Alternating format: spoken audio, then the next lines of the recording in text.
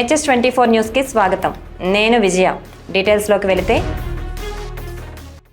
పహల్గాం ఉగ్రదాడిపై ప్రతీకారంతో రగిలిపోయిన భారత్ తానేంటో చూపించింది. మంగళవారం అర్ధరాత్రి దాటిన తర్వాత పాకిస్తాన్లోకి ఉగ్ర స్థావరాలపై ఆపరేషన్ సింధూర్ పేరిట విరుచుకుపడింది.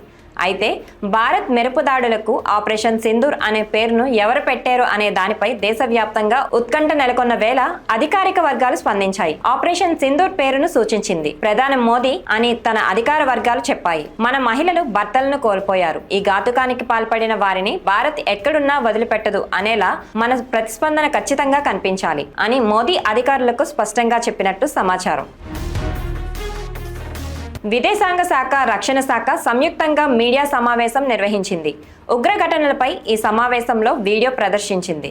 ఈ సమావేశంలో విదేశాంగ శాఖ కార్యదర్శి Vikram Misri, colonel Sofiya Qureshi, wing commander Vyomika Singh మీడియాతో మాట్లాడారు. పక్కా ప్లానింగ్తో ఉగ్రవాద స్థావరాలను మట్టుపెట్టాం అని వెల్లడించారు. సమాంతర ఉగ్రవాదంపై పోరాటం భారత్ హక్కుగా పేర్కొన్నారు. కరుడుగట్టిన ఉగ్రవాదులు అజ్మల్ కసబ్, డేవిడ్ హెడ్లీకి ట్రైనింగ్ ఇచ్చిన శిబిరాలను ధ్వంసం చేశామన్నారు.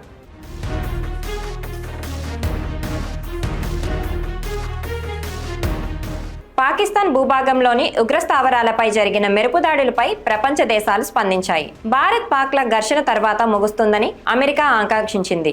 భారత్ దాడి చేయడం విచారకరమంటూ చైనా వ్యాఖ్యానించింది. భారత్, పాకిస్తాన్ రెండూ తమ పొరుగు దేశాలని తెలిపింది. ఉగ్రభూతాన్ని నిర్మూలించడం కోసం ప్రపంచం ఒక తాటిపైకి రావాలని రష్యా విజ్ఞప్తి చేసింది. పరిస్థితులు మరింత దిగజారకుండా భారత్, పాక్ సంయమనం పాటించాలని సూచించింది. రెండు దేశాల మధ్య ఘర్షణను ప్రపంచం భరించలేదని ఐక్యరాజ్య సమితి ఆందోళన వ్యక్తం చేసింది.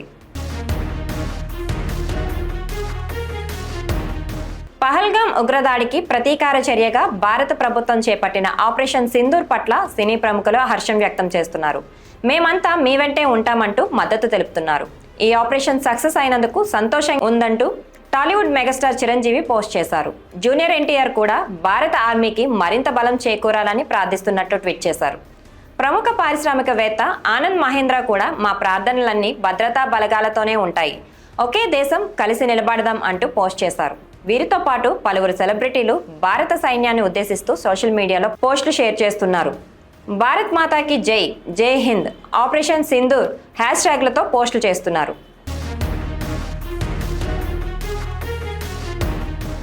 ఏపీ ఎలక్ట్రానిక్స్ మ్యానుఫ్యాక్చరింగ్ పాలసీ 4.0 2024-2029 మార్గదర్శకాలను రాష్ట్ర ప్రభుత్వం జారీ చేసింది.